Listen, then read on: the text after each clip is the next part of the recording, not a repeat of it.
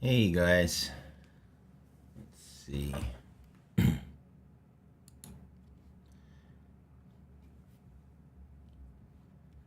Yeah, I thought I'd throw this up there to kick things off, but actually, probably what would be a good thing to do is to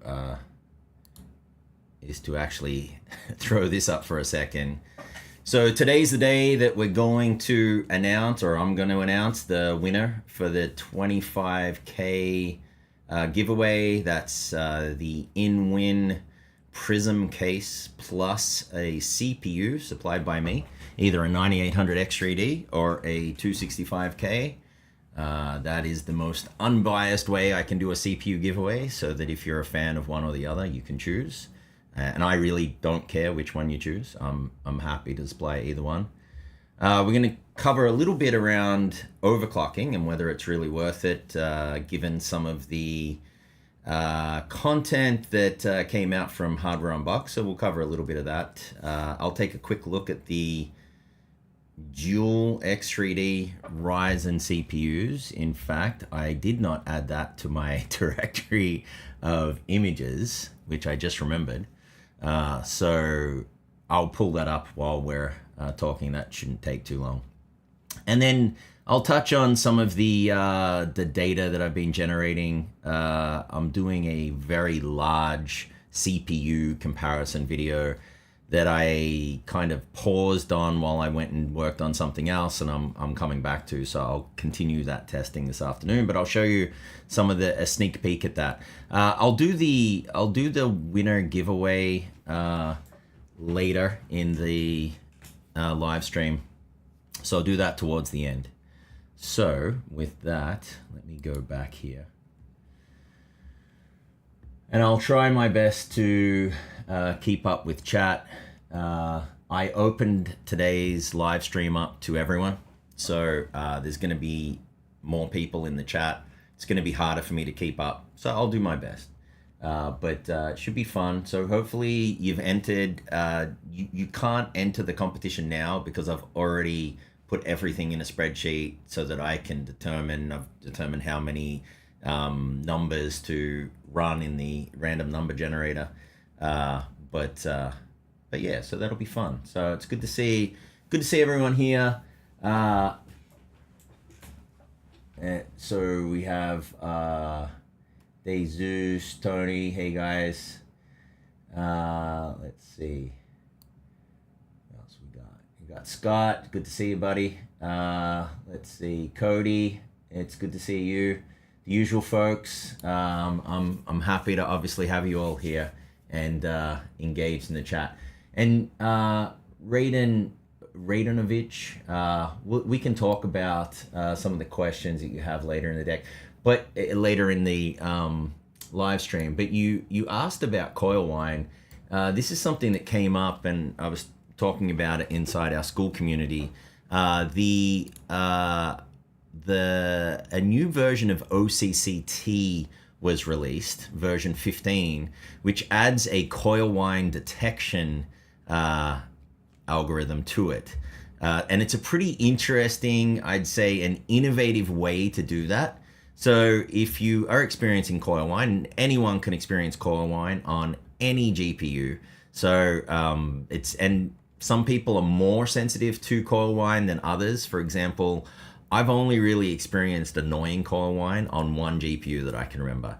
Whereas I see people posting, I ordered 5 of the same card and every one of them had coil wine. The chances of that kind of happening are actually pretty low. So I would argue that you're just more sensitive to coil wine than others. So just be aware of that, right? All right. Hey, good to see you. Let's see. Tony's on. Yeah, so, and we'll talk about the 9950X, X3D2, and it's a rumor, but I think it's actually pretty likely that they'll do that. But I wanted to start actually with Battlefield 6.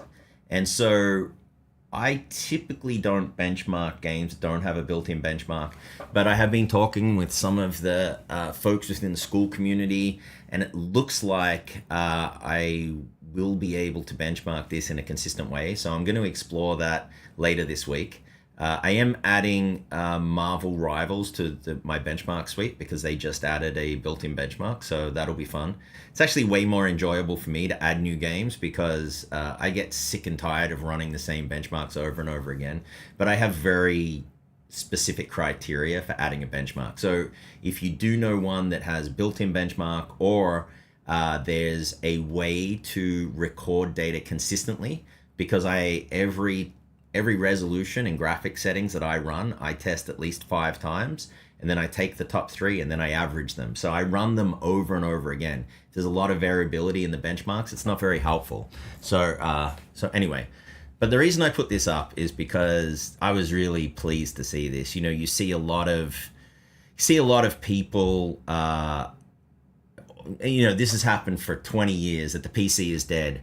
And then you see data like this, and it's not only not dead, it's thriving, right? 56.7% share relative to PlayStation and Xbox. And I don't know if that's just Steam or it's EA and Steam. So the number, if it's just Steam, the number could be higher for people that bought this direct from EA on their platform. I don't know why you do that. Their platform sucks, but it's probably higher. You know, PlayStation comes next and then Xbox, and there's been a lot of rumors and statements about Xbox that we may not see another console, that the way Microsoft is going to move forward is to brand Xbox on actual PCs and handhelds like they did with Asus, with the way overpriced handheld that they released. It's funny, they released that handheld and it's got Asus pricing, right, which is insane, right, relative to the competition, to the Steam Deck, which is what I have, right, and that's what I use. I don't travel a lot anymore. Even when I'm on an aircraft, I'm gonna head back to Australia next year to visit family, which I haven't done in a while. And I'm going to fly through Singapore, and then from New York to Singapore, I think it's 18 hours. It's going to be a direct flight. So I'm going to have a lot of time in my hands, which is amazing. But the problem is that I find a lot of the games that I go to play, you need a reliable internet connection. For example, Diablo, you need a good internet connection. And I found that the one on the aircraft is kind of spotty. And so I need to really be prepared better for that flight so that I can play some games that don't require as good of an internet connection. So that's my only problem with the long flights. I'll bring my laptop too. And it's a really good opportunity to sit there and play. So it might be good to do Baldur's Gate 3 on the laptop, something like that. Make the character... That's always takes me way too long because I want the perfect build. I think I'm going to do my usual Paladin build. I'm not sure of race. But anyway, I'm getting way off topic here. But this was very pleasing to me. I'm very happy to be in PC Tech. And you see something like this and you're like, awesome. I'm in the right area, right? And so I would say this leads me more to believe that consoles are... I think the consoles need to be refreshed at this point. I think they're getting a little old in the tooth, and that's what they do, right? Sony and Microsoft, they make a console, they invest all this R&D, and then they milk it for way too long, right, before they upgrade it again. So that's how I wanted to kind of start these things off. All right, let's see. Okay, the giveaway, InWin. I'm going to do this later in the deck, but just remember, it's an InWin prison. I did a video building in the InWin. I used all of these components, what my goal or objective was. And by the way, this is important whenever you build or buy a PC. You have to start with what your objective is. And this is actually in my course that I'm developing. This is where you start. If you don't start here, you will build or buy a PC that is not ideal for your needs. So starting with an objective, my objective was actually to do a lower cost balance build. So I went with the 265K, the Z890 Tomahawk. I got the 265KF that I used here for $200 on sale. And I got the Tomahawk Wi-Fi motherboard, I think for $200, because I got it for $250 and there was a scratch, and Amazon gave me, offered, if you keep it, we'll give you $50 back, which awesome. I just kept it. It was a small scratch. And then obviously for me, some of the rest of this stuff was given to me by InWin. The graphics card I already had, so I wanted to use that because I thought it'd look cool. And for those of you that haven't seen the video, this is how it turned out. I thought it turned out really nicely. I really love the AIO. It creates this huge downforce on the area around the CPU, which I love. And so lots of cooling. It was a nice case to build in. I really love the glass on the side. It's mirror, and then when you turn the computer on, you can see through. It looks like clear glass here, but when you turn the lights off, it's a mirror finish. So it attracts fingerprints, but if you keep it clean, it's pretty amazing. Horrible to take photos of because it's a mirror, right? So I really love that glass. I love InWin cases, by the way. I've been a fan for a long time. I did a Baldur's Gate 3 build in their medieval case, which has a sword on the side. It's so cool. So I'm happy to build this relationship with InWin. I think they're a high-class company, and they do what they say, which I love, and I haven't had that experience with some of the bigger manufacturers. So I really like that. I'm going to go visit them at CES and see what else they got cooking, and I really want to build a super high-end build in one of their super high-end cases. So we'll see what we can do about that. They have some like $1,000 cases or $2,000 cases. It's crazy. So let's see how that goes as we move forward. So I'll do that later in the video. And the big decision for the winner is 9800X3D or 265K.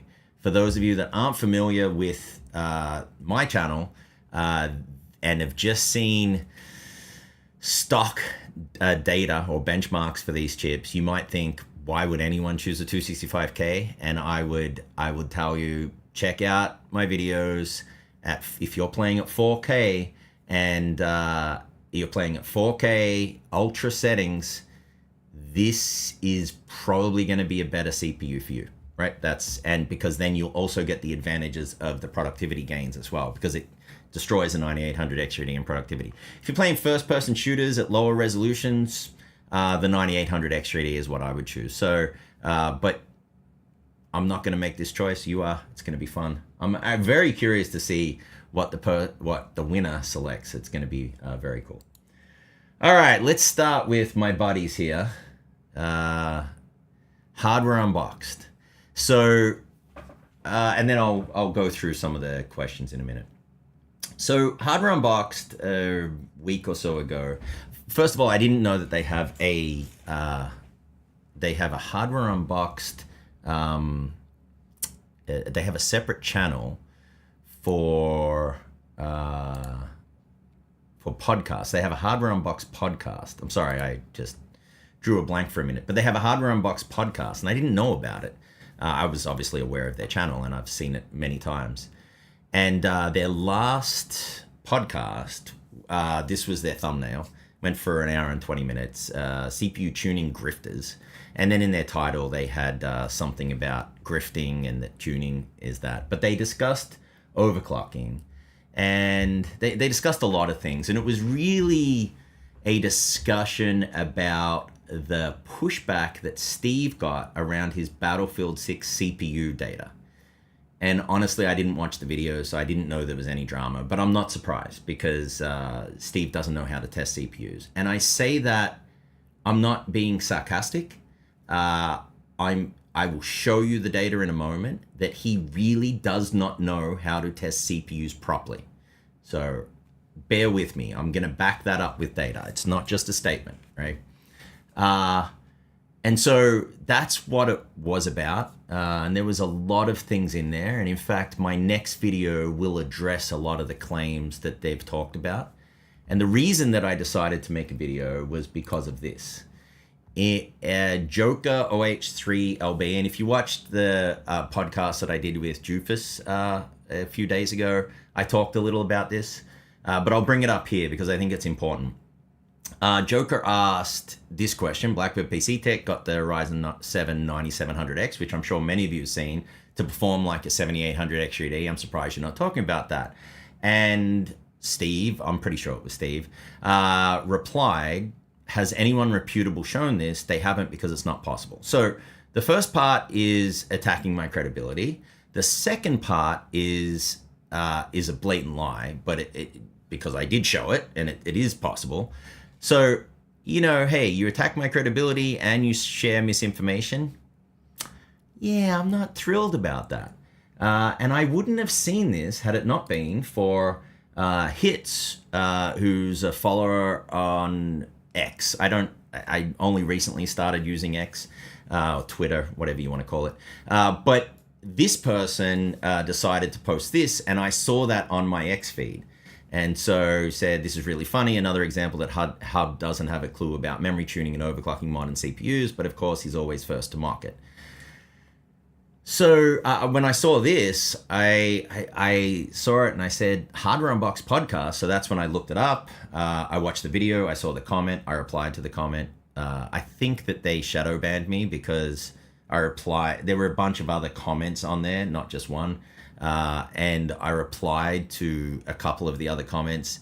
And then I haven't gone back and checked, but I'm pretty sure that because I wasn't getting replies to my replies, they shadow banned me at some point. So that was nice of them. I don't care. It's their channel. So, but that being said, that's what drove me to work on a video, to put down what I was doing and work on a response video, which will be out next Friday. I just finished filming it this morning, and so now it needs to be edited, and we'll work through it. But I want to show you something. I mentioned that Steve doesn't know how to test CPUs properly, and I want to show you the data behind that. It's easy to make claims. It's easy to imagine things. It's easy to give opinions, but what's not easy is to back it up with data. And so I want to be very clear about what I'm saying and back it up with data. So this is a test of Call of Duty Black Ops 6. I randomly selected a game. I use this game because it's popular. And I ran it on multiple systems. First being a 14900KS because I was just testing it with a 5090. And I ran it at 1080p minimum, so that's low settings, ultra, high settings, and balance, which is medium settings. So low, medium, high. That's what this is. So a couple of things to observe. First of all, the average FPS goes down significantly from minimum to ultra settings, right? And what I'm trying to show you here is that there is a significant difference in testing with different settings, right? So Steve used to only test at 1080p ultra, and that's what I made my 9700X versus. Well, I didn't make that video about that, but in that video, I brought up the fact that he's testing wrong, and I compared it to a GN data to show that you should test when the CPU is heavily loaded. When you test a CPU, it needs to be heavily loaded to test the relative performance between CPUs. When you test a GPU, you need to make sure the GPU is heavily loaded. Otherwise, you're not testing the GPU and you're not testing the CPU in terms of relative performance. This matters when you're testing multiple CPUs and multiple GPUs.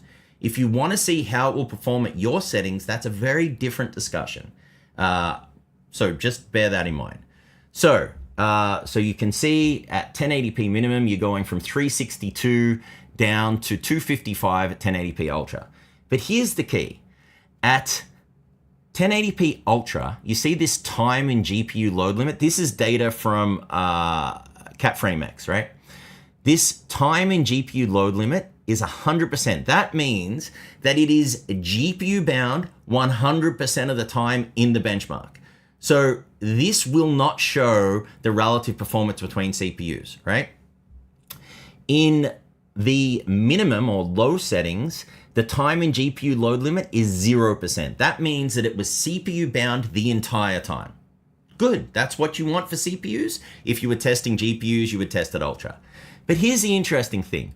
Recently, Steve got a lot of pushback because I think my most popular video on my channel is that 9700X versus 7800 X3D video. He clearly watched it and he got a lot of pushback about it. And so he recently added 1080p medium settings to his testing. And his justification was that Dan Owen helped him to come to that conclusion. I don't know Dan, seems like a nice guy, but it's remarkably dumb. And I'll show you. 1080p balance, which is medium, the time in GPU load limit is 98%. Okay, it's not 100% like at Ultra, but it's still GPU bound. So you're not testing the CPU relative performance. You're testing the GPU again. Absolutely insane. Why in the world would anyone test at 1080p Ultra to compare CPUs and then also add in 1080p medium? Just add in 1080p low. I think it was just because he didn't want to admit that he was wrong and take my advice. That's the dumbest thing ever if that's true. It's really remarkably dumb. So you can also do this for the 9800X3D and you get very similar results. 100% of the time at 1080p Ultra, it's GPU bound. In fact, even at medium, it's GPU bound. And then even at minimum or low settings, it's still GPU bound 34% of the time. So that's because this CPU is so fast at 1080p minimum. When you heavily load the CPU, it's so incredibly fast that it's putting the load back on the GPU. And the GPU is a 5090. That's how good a 9800X3D is, by the way, right? I probably just tainted the winner of the competition to select that. But anyway, but that is how good it is. And so you may be looking at this and thinking, well, kind of like, so what? So the so what is, if you look at two CPUs, now remember, this is all about testing CPUs, the relative performance of CPUs. If you tested a 14900KS versus a 9800X3D at 1080p Ultra, your conclusion would be that the 14900KS offers a very small advantage over the 9800X3D. And that would be your conclusion if there were, assuming there were 10 other games or 20 other games that showed similar kind of differences, your conclusion would be there's not much difference between the CPUs. It's only 2.9%, kind of within the bounds of error, like anything under 3%, not very meaningful. You would also conclude that the 14900KS has an edge, right? If you just saw this right chart, and remember, this is how Steve was testing, 1080p Ultra. Now, if you add in medium and go to 1080p balanced here or medium, you would say, wow, okay, the 14900KS has a 5% advantage here. Maybe that's the better processor, but it's still relatively close. Now, if you test the right way at 1080p medium at minimum or 1080p low, you would be able to extract the true performance of these CPUs and compare them properly. And you would see that the 9800X3D has an 11% advantage over the 14900KS when the CPUs are heavily loaded. Now you might sit back and say, and this is, I see this so much, that's not how we play games. Why would you buy, I see this so often, it's so frustrating. Why would you buy a 9800X3D and a 5090 to play at 1080p low? You wouldn't. That's my response. You absolutely wouldn't. But that's not the point. You also wouldn't buy them to play at 1080p medium. And you wouldn't buy them, I wouldn't buy them to play at 1080p Ultra. I would buy them to play at 4K Ultra, which is why I also showed data at 4K Ultra. But that's not the point of relative performance testing. The reason that it's important is you get to see multiple things. You get to see what happens when a game has a lot of units on the screen or a lot of variables changing, like Microsoft Flight Simulator has a lot of variables changing. And so the GPU and CPU will be heavily loaded at the same time. You get to see the performance for future growth. When a new GPU comes out, how will my CPU perform? 1080p low is going to show you that. It's going to give you that future growth capability. And it also is going to show you what happens when you load ray tracing or upscaling. When you use upscaling, it uses a lower resolution to generate your higher resolution images. And so that will put more load on the CPU. So testing this way is absolutely relevant.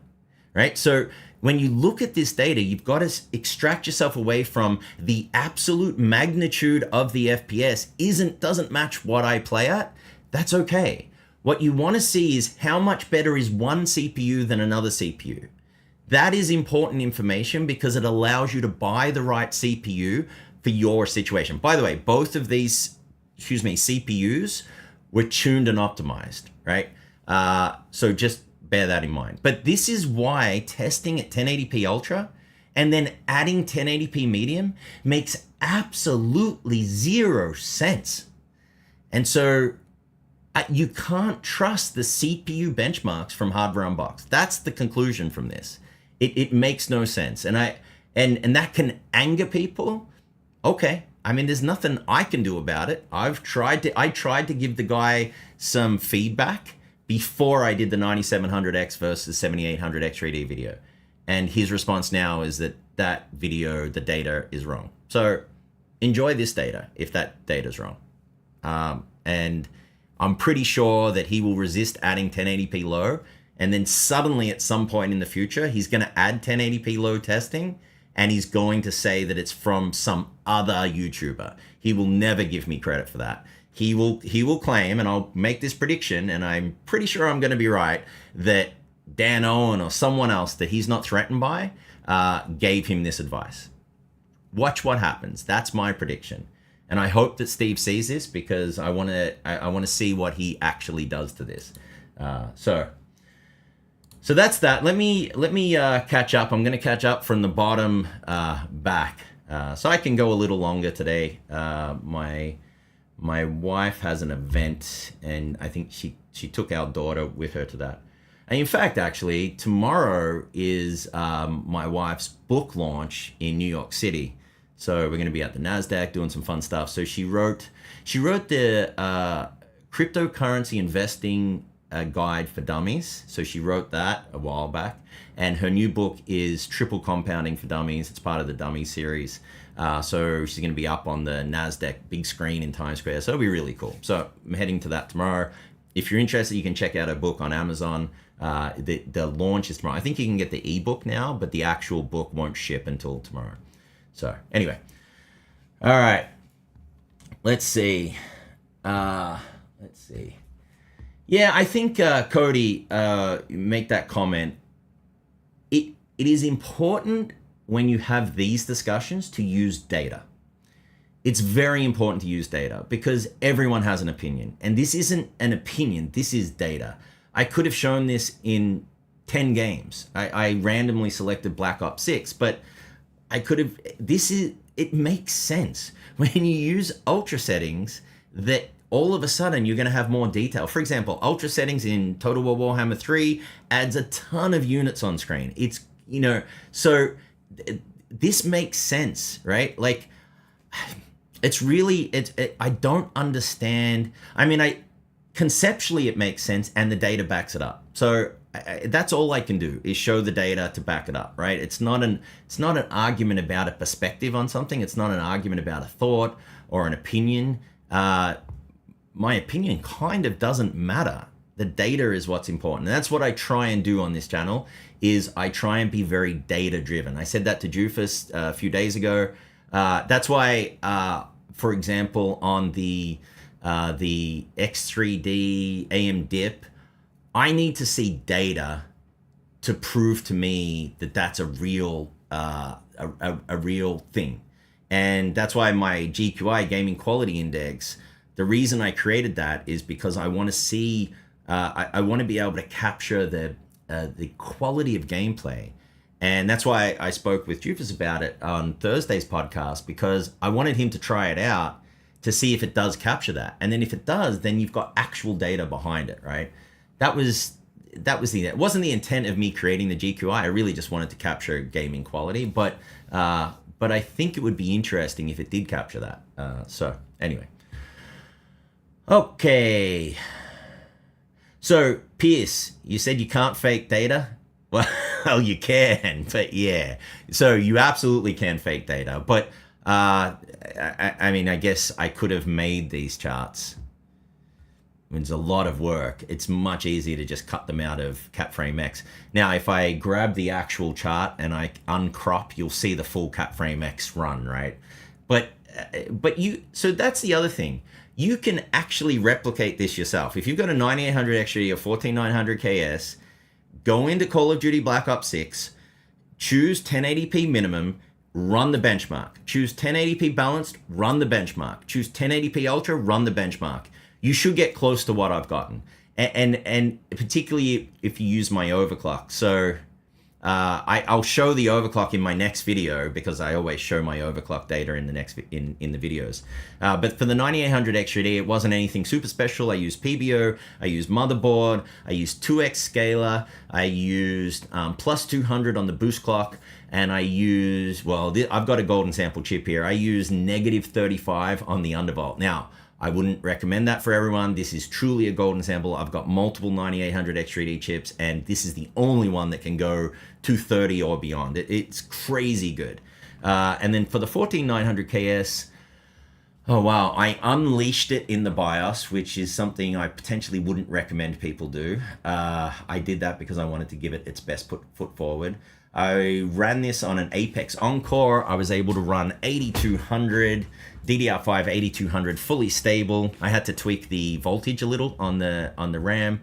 And what else did I do? I increased the T-Refi refresh interval to 65,535 for both of them. On the 9800 X3D, I ran DDR5 8000. I found that if you've seen my video, you'll understand why I did that.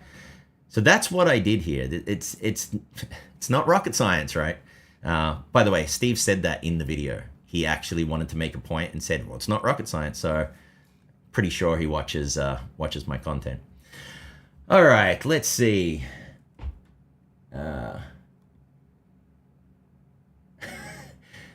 John said, Steve will 100% see this. He watches everything. He had a 3-video spat with Adored TV a few years ago, which is a small Scottish channel with 10K subs. Wow. I enjoy watching YouTube content around tech. I really do. There's just so much out there, and there's certain people I like to watch. Let's see. Appreciate that, Scott. It's very cool. I really do have an awesome wife. She's amazing, right? Like, way too good for me. It's funny. She's written, I think this is her 7th book or 8th book. So I intend to write a book. My process for writing, so her process for writing a book is, like 3 days after she starts, she's got 5 chapters done. I'm a little too anal and kind of try and get the perfection. And so after 5 weeks, I'll probably have 1 chapter done, right? So she's different than me in a very good way. So yeah, it's pretty cool. Let's see. Let's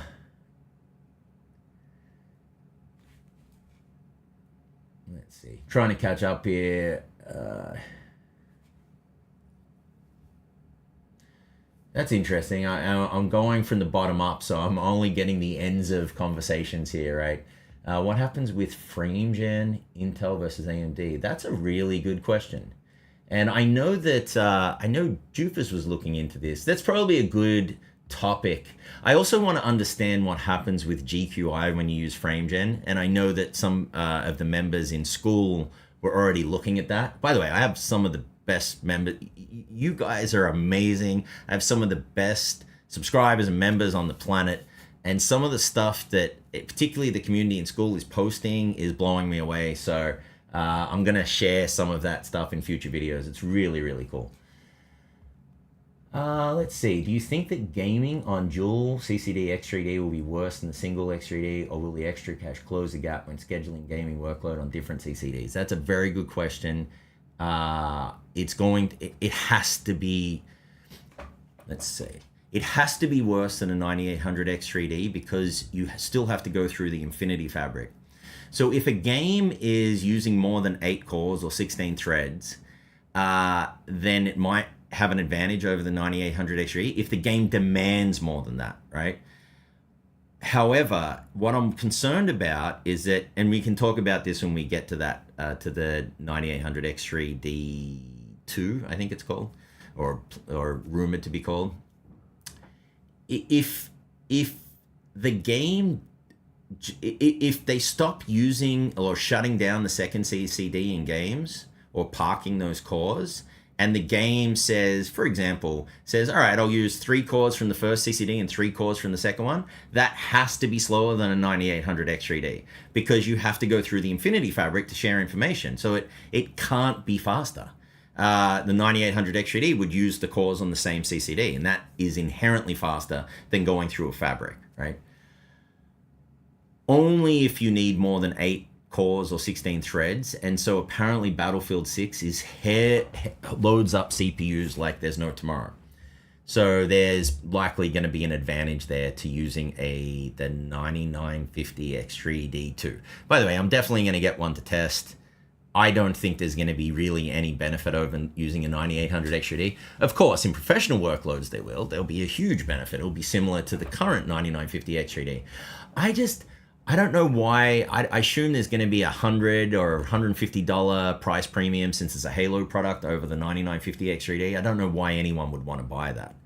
Well, I do know why. Because for enthusiasts that just want the best, we'll buy it. And I'm one of those people that I would have instantly just bought it because it's supposed to be the best.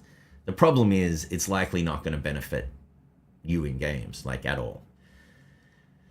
So we'll see. Let's see. This is good. Intuitive Player said, wanted to vote yes for the frame time quality index. Personally, 120 FPS is my bottom for shooters. Yeah, so that's interesting. In the podcast did on Thursday, we had this discussion, and Jufus, who's super sensitive, I've seen him at CES playing on a monitor. He's super sensitive to frame time, right? I'm not. So if he said that he would want that basically base metric where I was using 60 FPS for 1% lows to be higher in first-person shooters. And so for professional players, I could see them wanting to see that at 120 or 90. I think that was really good feedback. And so I think one of the changes I want to make to that equation is to put in, instead of 60 FPS, have it game genre dependent. And so you probably only need 2 or 3. So for single player games, 60 FPS is good.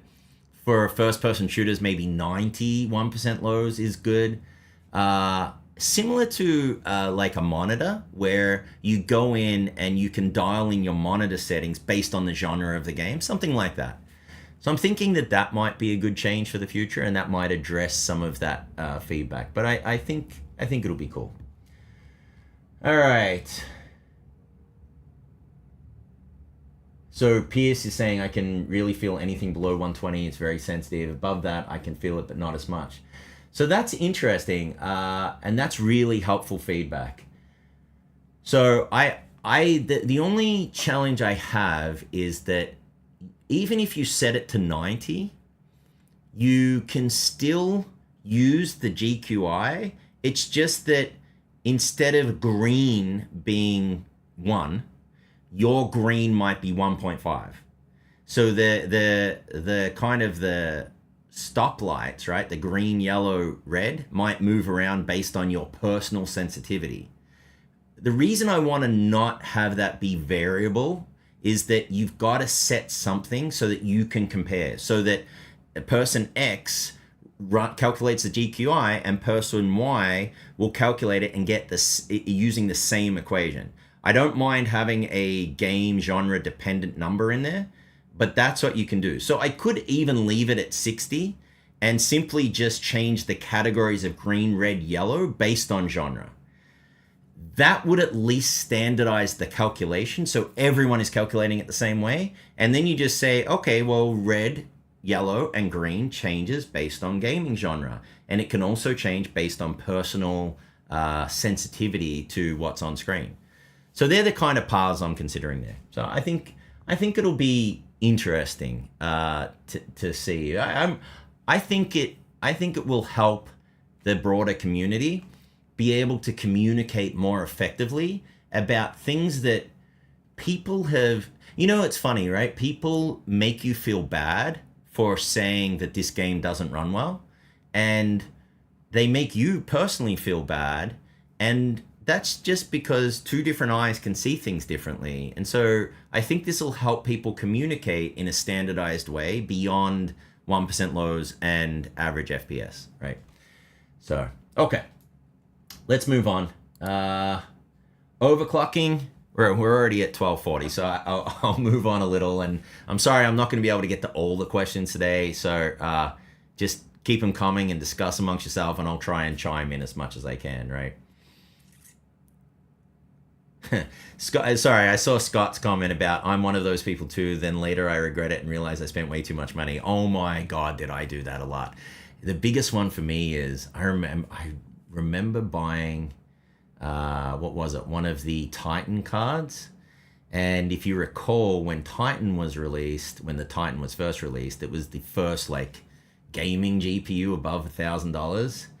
I felt so guilty buying that. I mean, I bought it because, you know, I couldn't help myself, but I felt so good when I got it. It was like, oh my God, look at this thing. It's a work of art, right? It's beauty. I felt so guilty afterwards, but the guilt wears off when you start playing games and you just like max everything out and you're like, feels good, right? That's the enthusiast disease, right? Which I certainly have, right? Okay. So for overclocking, I'm going to address this in the video next Friday, but you know, is overclocking worthwhile? If you watch this channel, you'll see that it is actually worthwhile. And this was one of my recent videos where I compared three CPUs, a 9600X, 9700X, 265K, 9800 X3D. And I mean, look at some of these performance increases, 17, 22%, 11%, 13%. Not what I would call minor, right? The other thing that I did is I took a look at Intel 200S Boost. And so one of the things that Hardware Unboxed talked a lot about is whether they should include one-click overclock features or not. One-click overclock features are simple to implement, but they don't always have the desired effect. And that's the problem. There is no one-click solve all your problems feature. And here we go. Intel 200S Boost on actually leads to a reduction in performance of 4.4% versus the manual overclock that increases your performance by 8%. And I'm comparing to stock plus XMP, which is an overclock on the memory, right?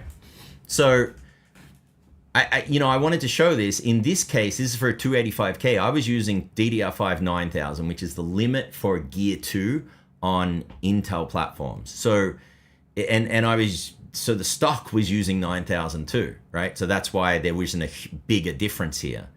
But look at what Intel 200S Boost did. And the reason it did that is that it downclocked the memory to 8000. Not super helpful when you've got high-speed memory. So if you're running high-speed memory, which is how I would recommend you configure, how you set up a Core Ultra system, 200S Boost doesn't do anything for you. In fact, it's negative. I don't know why big tech tubers don't understand this. I've gotten into arguments with Robitech about this, who was pushing the Intel narrative at the time, and I said, please test this. Please don't just push this to people and tell them to do it. If they've got 8000 or 8200 or 8400 RAM, it will hurt your performance. He pushed it anyway. So, unfortunately, you know, like this is data, right? This is data that can be very helpful to understand whether you should even do this. By the way, 200S Boost does three things. It changes your D to D, it changes your NGU, and it increases your RAM speed or decreases your RAM speed to 8000. That's it. That's all it does, right? It's not some big mystery. And they came out and said that. That's all it does. For GPUs, when I did the 9070 versus 5070 comparison, very similar kinds of max overclocks in the 12 to 13% range, right? So not negligible. Negligible is 2%, 3%. That's what I would argue is negligible. Anything above 5% is meaningful. Anything above 10% is significant. So, and this was in synthetic benchmarks, but I also showed in the video that it's the same in games. In Cyberpunk 2077, 4K Ultra, remember I'm testing GPUs here, so you want to heavily load the GPU, so testing at Ultra makes a lot of sense. 4K makes a lot of sense. So in GPUs, Hardware Unboxed's data is default clocks, but it's at least valid, right? Because they tested ultra settings. So max overclock, 11%, 13%. Significant, right? And in the video, I show all of the different games. Let's see. Oh, okay. So this is some new data that I want to show you. So overclocking is, there's two things I would say, and again, I'll discuss this in the video. The first thing is overclocking is worthwhile, my opinion, right? Now, you can argue about the time it takes, but there's two things that I want to address there. First of all, when you enable XMP or Expo, you should test the stability of your RAM. I never see Steve or Tim or actually any of the other bigger channels talk about enabling XMP or Expo and testing the RAM. If you think when DDR5 first came out, a lot of people were having problems because they turned on Expo or turned on XMP and the RAM didn't work. It is not guaranteed to work on an AM5 platform. DDR5 6000 on an AM5 platform is still an overclock. It is not guaranteed to work, and I'll give you the perfect example. If you try running, and lots of people in my comments have done this and asked me, if you try running two kits of DDR5 6000 32 gigabyte DIMMs, so that's 128 gigabytes total, two 64 gigabyte DIMMs. If you put that in a 4 DIMM AM5 motherboard and hit Expo, your computer will not boot. That's just reality. You absolutely should test stability regardless of what platform you're on when you enable XMP or Expo. So if you should test stability anyway, what is the difference whether you enable Expo or XMP or enable PBO? You still have to test for stability. It doesn't matter what you do. If you do an undervolt, you need to test for stability. If you just run stock but with XMP Expo, you still need to test for stability. In fact, I would test for stability regardless. That is just a standard thing that you should do. Now, everyone's definition of stability may be different, but at least show people how to test for stability. So I don't know how someone calls overclockers and tuners grifters if I show you how to overclock, what the performance benefit is, that it's dependent on silicon quality, and I show it all to you in an easy step-by-step guide that I release for free on YouTube. How is that grifting? What is it that I'm doing that's grifting? It makes no sense. So there's something else behind that, and I'm going to address that in the video on Friday, right? So stay tuned for that. Okay. The next thing that I did want to talk about, because I did promise, and then I'll catch up on some questions. I promised someone in the comments that I was going to show this. My next big video is around CPUs. I'm testing multiple CPUs. Two of the CPUs that I tested already is the 9800X3D and 14900KS. And I tested them at 3 different resolutions and 3 different graphic settings. So of course I tested at 1080p minimum. That's how you show the relative performance difference between the CPUs when they're heavily loaded. It is valid to test those at 4K Ultra as well. And that's something that people hadn't been testing. It's something that actually Jufus didn't realize either during our podcast. He was surprised of how good the Intel chips were at 4K Ultra. And I explained that, my reasoning behind why I thought that. So anyway, but let me just show you, I chose one game, Cyberpunk. Sorry, not Cyberpunk. I chose Call of Duty Black Ops 6. I promised someone in the comments on my main channel that I would do this, so I'm gonna follow through with that commitment. And this is your sneak peek. So Call of Duty Black Ops 6, 1080p minimum.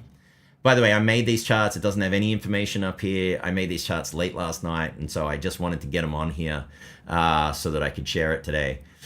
1080p minimum, the 9800X3D blows the 14900KS out of the water. These are fully tuned CPUs on, they're both on Apex motherboards, right? So, I mean, these are the best of the best foot forward for both of these CPUs.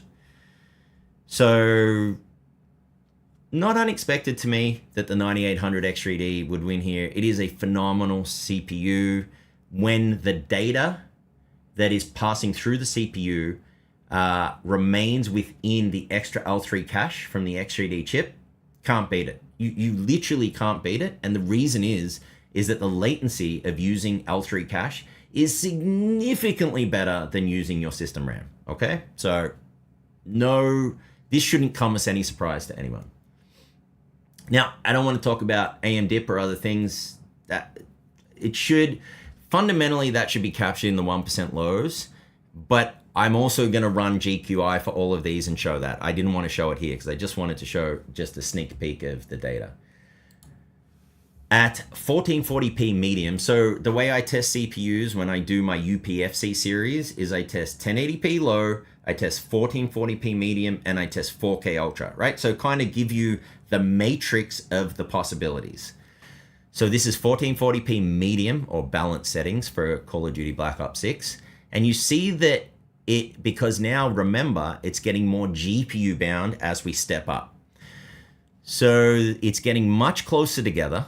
In fact, I would argue that the average FPS is very similar. I bet the GQI is pretty similar, but the 9800X3D still wins.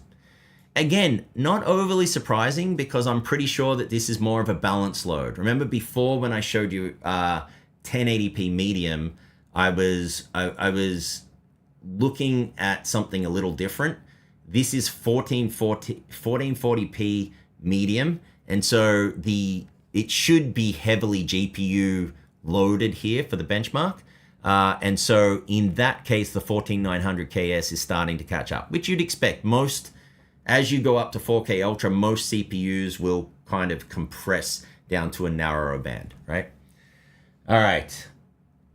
The GPU that was used for this test is a 5090. And the reason we use a 5090 for CPU testing is that you want to make sure that the GPU is, you want to try to make sure that the CPU is as heavily loaded as possible. And the way to do that is have a very, very fast GPU that keeps shooting information to the CPU. So you want to try and make the CPU the bottleneck and not have it the GPU.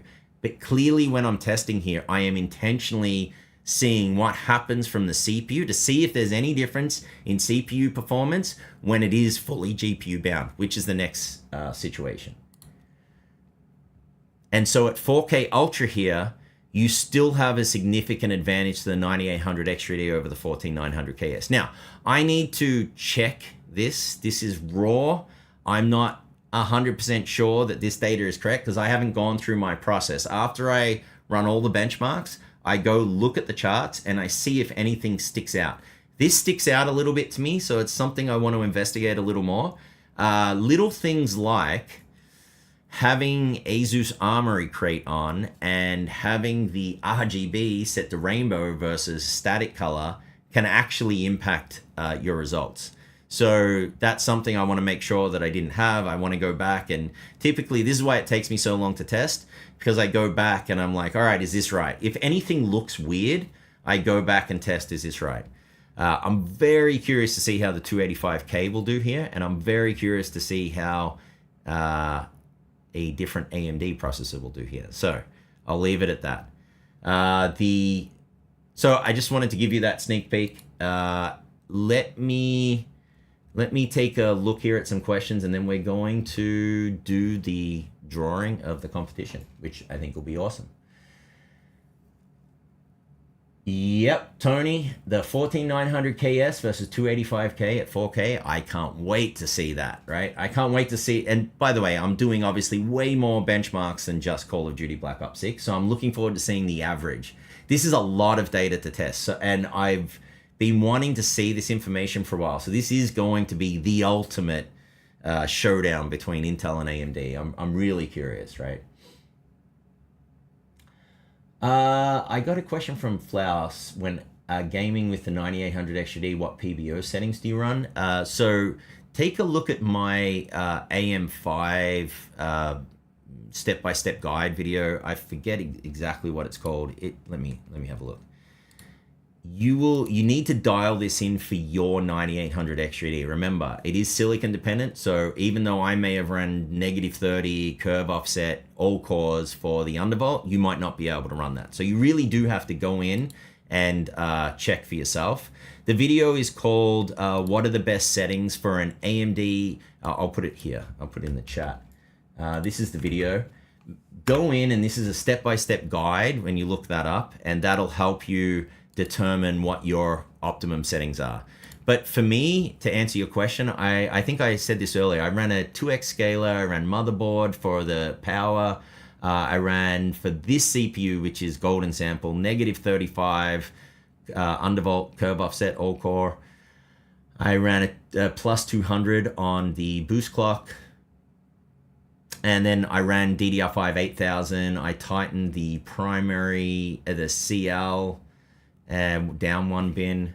I ran a T-Ref of 65535 as well. So that's how I was able to do this. So it really is kind of best foot forward for this CPU. So I don't have daily settings when I'm testing. I try to push them to the max.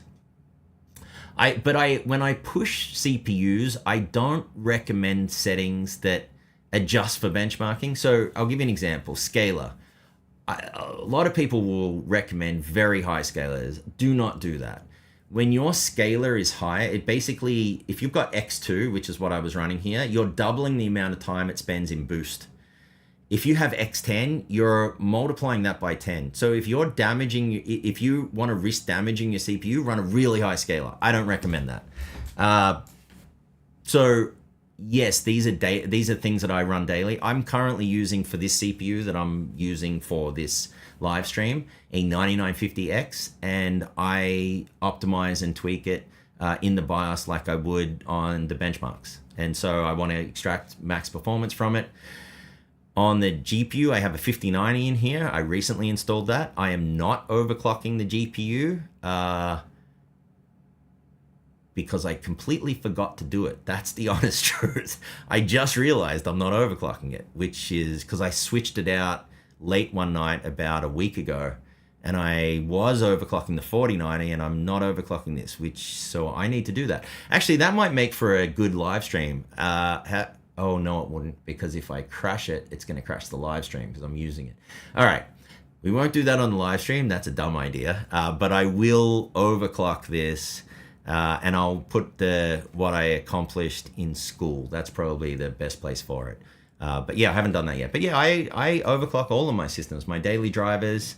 Again, unless you're overclocking to an insane level, why wouldn't you, if you buy...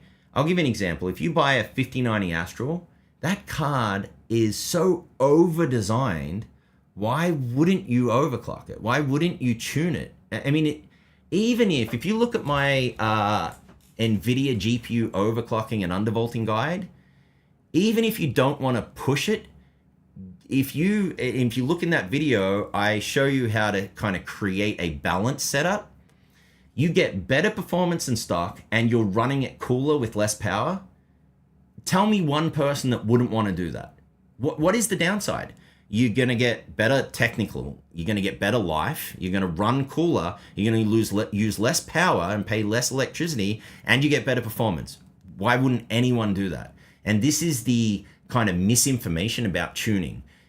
Tuning, you don't always have to go for max overclock. You can go for minimum power. You can go for lots of different things. And you have a PC, so it's not very difficult. As I say, it's not rocket science, it's Lego.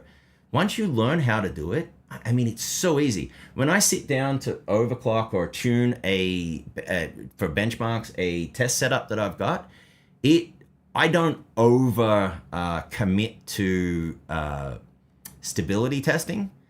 I want to make sure that it's stable throughout all of my tests. So if I get an error, it's really bad if I get an error midway through testing because I might have to repeat everything. So I determine stability so that I can do all of this testing. That's what I do. But I do it on all of my systems. Like, I'm a believer in this. I genuinely am. So anyway.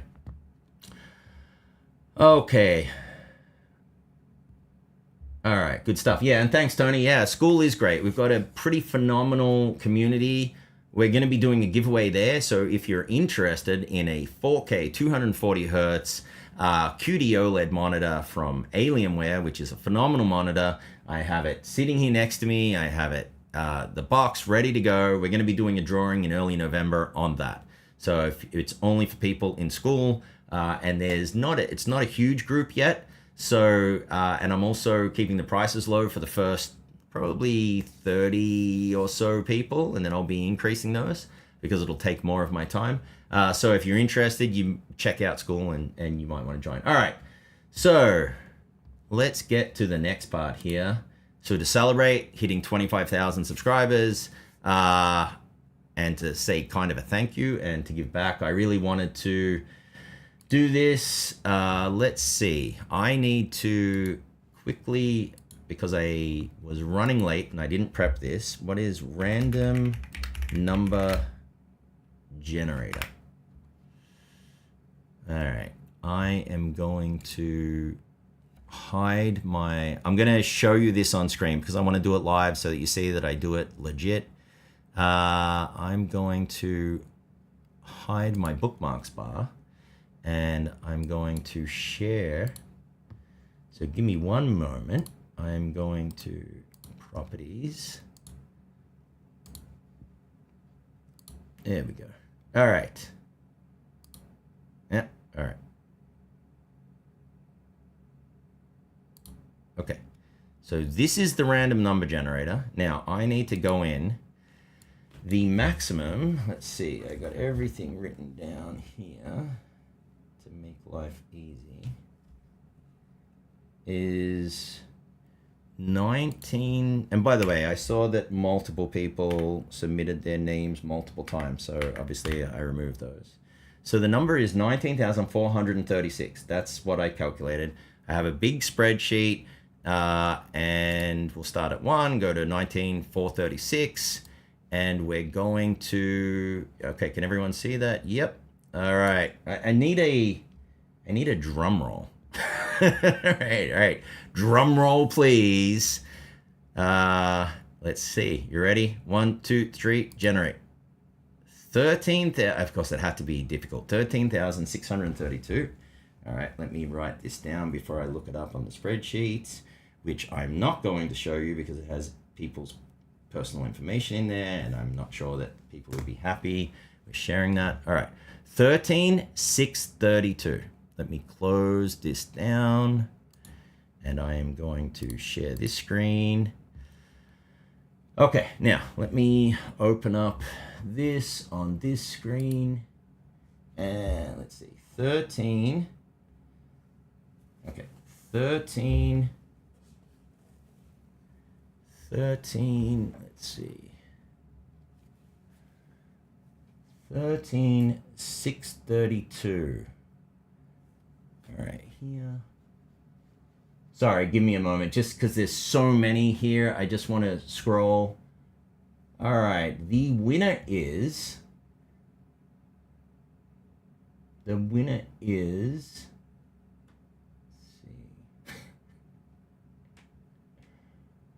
right, the winner is, believe it or not, let's see, let me just check, 13,632, 13,632. The winner is someone that's in the chat, because I can see them. Let's see, yep, winner is someone in the chat. So the winner is Cody. You won, buddy. All right, congratulations. You're in the chat. Let's see. You haven't won something before, did you? That is, I don't think you have, right? But wow, congrats, buddy. That is awesome. So the big question, since you're in the chat, I might as well ask now. So I'm gonna, if you could send me an email with your home address in it, because I've got to give that to InWin to send you the case. And you need to make a choice, because I need to send you a CPU too. So you need to make a choice between you need a 9800 X3D or a 265K. So when you send me the email, make that choice. But if you want to make the choice here, you're welcome to. But congratulations. I'm happy to see that it was someone actually in the chat. I think that's the first time that this has happened, that someone has been on the chat when we've done the drawing. So, congrats. By the way, so here's the choice. From InWin, you get to choose a white or a black InWin Prism. And you also get to make the choice between a 9800 X3D or a 265K. So, yeah, wow, I'm shocked. Do you know what CPU you want? Because I'm very curious to see. Yeah, I'm very curious. I don't want to taint that in any way, and you don't have to choose now. But if you already have a 9800 X3D, you can get another one, or you can get a 265K. So that's your choice. And I'm curious, are you going to go for a black build or a white build with the case? I'm very curious. Don't feel the pressure, but it would be good if you let us know here. Right, that'd be really cool. Yeah, I think I'm similar to DayZeus, man. Yeah, very cool. All right, so Cody, you don't have to decide here, and you're welcome to think about it a little. But yeah, I'm really happy to see that you won, man. Like, it's great. I'm really you don't have to choose here, right? It's because I'm pretty sure that whatever choice you make on the CPU side, someone's going to have an opinion that it was the wrong choice. But at least on the case, right? Black or white, and now you get to plan out. If you've already got a black build, maybe you want to go white. That's one thing I'm doing, by the way. I'm going to build a computer. It's an ultimate professional build for my wife. I'm going to do an all-white build. I haven't done one for a while, and I think in the case that I chose, I think it's going to look outstanding, and with the CPU and sorry, not with the CPU, with the GPU. All right, no, very, very cool. I'm so happy to do that and to give this away, and I'm happy to see Cody. You come on and support this channel like all the time, and so I'm super happy to see that it went to someone so deserving, and so that's great. Now, I don't know, are you in the US, Cody, or are you international? So that's probably something, obviously I'll see when I see your address, but I'm curious if you're in the US or international. I don't think it matters. I mean, I guess we're gonna find out, right? When I sent it to InWin, I was like, yeah, he lives in what is it, like Antarctica or something, right? They were like, well, I don't think we can send that there, right? But no, should be good.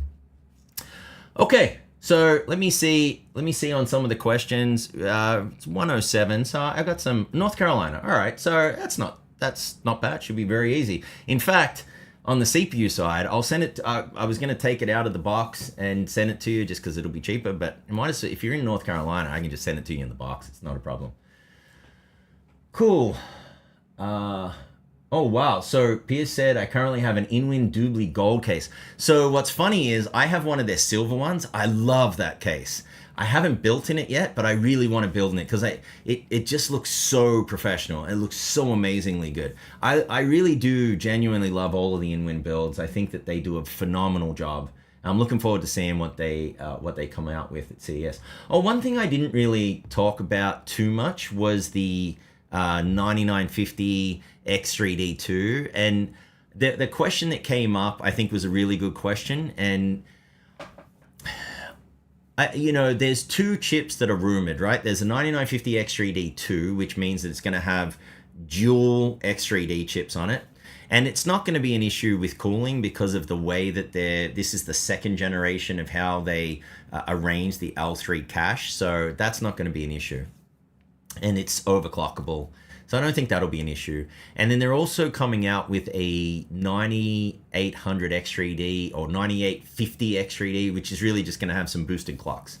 So two things I would say. For the 9850 X3D, if you already tune and optimize your 9800 X3D, you're not going to see any difference in performance, right? So that's the first thing. I think that's more of a gimmick. And it's really only for YouTubers that test at stock conditions to just kind of give it even more of an advantage. So that's number one. Number two, I wouldn't go crazy about getting the dual CCD. I think they're still going to have issues, as I mentioned. If a game sits within the 8 cores, 16 threads, then you're going to get better performance with the 9800 X3D. If it sits within, you're probably going to still want to lasso off the second CCD, like you do with a 9950 X3D. If it uses more than those CPUs, CPU, 8 CPU and 16 threads, then it will have an advantage over the 9950X3. I don't know how much until I test it. And it will have an advantage over the 9800X3D. That's it. And of course, it'll have an advantage over the 9800X3D in professional workloads. The question comes down to value. It's a Halo product, and value doesn't make sense for Halo products. That's why they're Halo products, right? No one can, I mean, if you're thinking about value, you wouldn't ever buy an Astral 5090. It doesn't make any sense, right? So just kind of keep that in mind. I think that it's smart marketing from AMD. It's exactly what I would do if I'm AMD. I would cash in on the hype. I mean, they're a business. Why wouldn't you do that? I just don't think it's going to make much of a difference, right? It'll get a whole lot of hype. There's going to be a whole lot of videos on it. And at the end of the day, it's going to say blah. That's kind of what it's going to say. But it's going to generate sales. And so that's good for our industry, right? Let's see. Okay. Whenever I see SK Hijinks, I mean, of course, I know it's a play on SK Hynix. It's such a great name, by the way. That's such a great handle on YouTube. I love it. Let's see. Now, Antarctica would be good if you're running 5090 overclocked with high heat. That would be good. That'd probably be the only place that it could run super cool. Let's see. Lots of congrats for Cody, and it's great to see. I just, I love having a positive community where we all support each other. That's what I'm trying to create with Blackbird PC Tech. So, really good to see. I appreciate that. I need to get a drum roll sound effect when I do these. By the way, one thing I haven't figured out is, and let me show you. So I haven't figured out, for those of you that didn't win, what to do with this.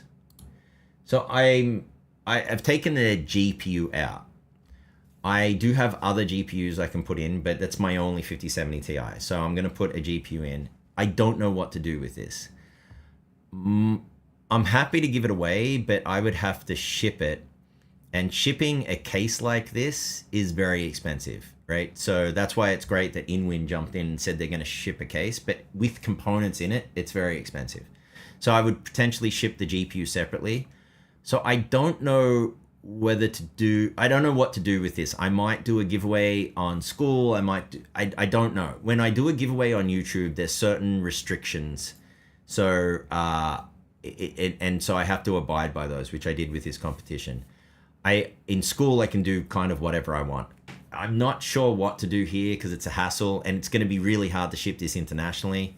So I don't want to open it up to everyone because then I'll disappoint all of my subscribers and fans internationally. And I have a lot of followers in Europe and Australia and other places. So I genuinely don't know what to do with this. If you've got ideas, I'm happy to do it as part of a giveaway. I just don't know how to structure it.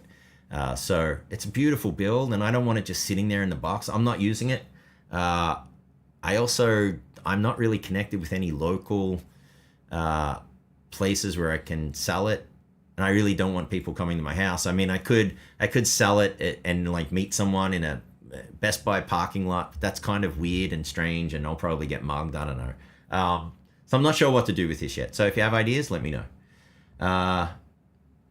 Yeah, so SK Hijinks said I could give away the components. I could break it down, but it's built. And it's such a shame to break this down and sell the components. I would rather just give it away as is and to someone and just say, hey, because I got given a lot of this, right? I got given the case, I got given the AIO. It's got a 265KF and the motherboard, I paid about $400. I put in RAM. I might just give it away without a GPU and just kind of do that. And that would be, then I'm basically giving away the components that I was given, which I'm happy to do to the community. So I might just do that. But yeah, I think it'd be cool. Yeah, I'm not going to split the shipping costs because it honestly appears it could be easily $250 to ship this. And so I would rather, I've already invested, you know, $500 in the build and time and other things. I'd rather just have whoever wants it to pay shipping. So listen, if you are up for, I don't know what it would cost to ship. Could be $200-$300. So if you're in mainland US, it's probably going to be a lot easier. But if it's something you're interested in, then sure, shoot me an email or join Skool Community and let's discuss it there. But at this point in time, I'm probably likely just going to give it away to someone within the Skool Community. But again, no GPU. Just keep that in mind. Yes, that's a good point. I could meet at a local police station. That's a very, very good idea. John, have you done this before? Because that's a phenomenal idea. If I, you know, gave it away to someone in school, obviously I trust that community more. I could meet at a micro center and we could do a video or something at the micro center and we could do it there, and that'd be kind of cool. So I got a question about, do you ever do retro builds like 486 Pentium? No, I haven't done that. Sourcing those components would be interesting, but you know, I still have fond memories of, I had a 486 DX40. I had a 386 SX16. I remember that because it sucked, but because my friend had a DX33 and I couldn't play Wing Commander at the time, I think. Space Commander? Something like that. Wing Commander. Yeah, it was Wing Commander. I couldn't play it very well. And I think I had EVGA graphics, 16 colors, so that sucked. But the 486 DX, that's bringing back some memories. That was fun. But yeah, I'm happy to do older case builds, but older components that I'd have to get them secondhand. Obviously, it's going to be tough. And that would be a new learning curve for me because I didn't used to build my computers back in that time. I purchased those computers, didn't have a good working knowledge of them. So that would be interesting. Yes, meeting people near a police station. That's my plan if I'm going to do this. So yeah, so Chowhand, yeah, like I said, if you're interested, shoot me an email. Let's see how much interest I get. And yeah, DeZeus, I don't have a micro center close to me here. I'm in Connecticut, and the nearest one is across the border in New York. It's not that bad. I shouldn't complain because it's about a 45-minute drive, and with traffic, it can be insane. So I do have one relatively close. I was speaking to the micro center people to see if they're going to open one in Connecticut somewhere, which would be awesome, but I'm not so sure. I think they're being very careful because they're one of the only places that is opening new retail shops instead of closing them down. So I think they want to be careful that they don't expand too quickly. But yeah, I mean, living near a micro center. So there's a good and a bad. The good is it's micro center. It's effing awesome. The bad is it's micro center, and it's very hard for me to walk into a micro center and not spend money. I mean, it's really, really hard. I'm pretty sure most of you will have this problem. But you know, you see a wall of power supplies and I'm like, man, I already have like 20 power supplies. I don't need another one. And it's just so hard to walk in and not walk out with something, right? So I find going to micro center is better if you go there with the intent to buy something. They're also great to be near when new GPUs are released because they don't sell online, and so you have a better chance of going in and finding one. So yeah, that kind of sucks. Steven said my first game was on Atari, Pong, and Space Invaders. All right, so dating myself, my first game, I had some friends that I grew up comfortable. You know, my dad was a mechanic and worked really hard, long hours, and I grew up in Australia. I would say pretty middle class, but we had these friends that were kind of reasonably wealthy, and they always had things first, and they had a console that had what's the one when you're in the middle and you shoot the asteroid? They had Asteroid on a console in their house, and I was blown away, and it was so cool. And then they got Atari, and then eventually for Christmas one year I got an Atari, and I was playing Joust and River Raid and Pitfall, and that's where my love of computer games came from. I very rapidly grew out of Atari. My friend had a Commodore 64. We used to play Pool of Radiance and other cool games on that. It was a tape drive. And then I very rapidly grew out of that and got my first computer, which was, this brand in Australia, it was called an Amstrad It was an 8086, but it was an Amstrad something with CGA graphics, 4 colors in all of their glory, 2 5.25-inch floppy inch drives. I don't even think I had a hard drive on that machine. So yeah, that's dating. That's back in the day. So much fun. Anyway, so with that said, again, congratulations to Cody. Really happy to see someone within the community win this. And like I said, shoot me an email, let me know your details, tell me what you decide, black or white case, and 9800 X3D or 265K or KF if you really want. I have the chips lined up, so that's not going to be difficult. I have 2 9800 X3Ds to choose from. I know I've tested both. I know what their max undervolt will be, and so I'll give you the better one since I have a golden sample. And I have a 265K lined up, which is brand new. I think it's brand new. I haven't tested it, so that'll be Silicon Lottery. So that said, thank you to everyone that participated in the competition. Thank you for everyone that continued to support the channel. Like I said, I've got a new video that will be out next Friday. That's kind of to discuss overclocking and whether it's dead or alive and my perspective on that. That's part of the True or False series. And then I'm going to continue to work on the CPU big battle that I'm working on, which I can't wait to see the results. I'm genuinely excited to see the results and how they compare. I think I'm going to add, I was testing 10 benchmarks, but just because I'm curious, I'm going to add an 11th one, which is Marvel Rivals to that as well. I'm not sure if that benchmark heavily loads CPUs or GPUs, but we're going to find out. So that should be fun. So I'm going to be working on that. Like I said, I've got this big event tomorrow for my wife's book launch. If you're interested in figuring out how you can afford to buy expensive computer PC components, then check out her book. It's Triple Compounding for Dummies, and it's available as of tomorrow on Amazon and wherever you get books. So you can check that out. And that's it. I think next week will be a video. The week after will be another live stream. By the way, Jufas has asked me if I want to kind of co-host that Techonomics podcast. So I'm thinking about it. I really don't want to do something that pulls me away from this channel in any capacity, because I'm working on the course and I've got the Skool Community, and I want to keep making sure, or I want to make sure that I serve this community kind of first as a priority. But it's pretty fun. I do enjoy doing it. So I have to think about that, but I think that'll be fun. So I'm happy to hear your opinions on that as well. Good stuff. Thank you so much, everyone. Have an amazing rest of your weekend. I really do appreciate all of the support from this community. Really do have the best community on the planet. And I really do appreciate you all. Thank you so very much. And again, congratulations, Cody. I'm really happy for you. Hope that made your weekend. All right. Have a great day. Bye, everyone.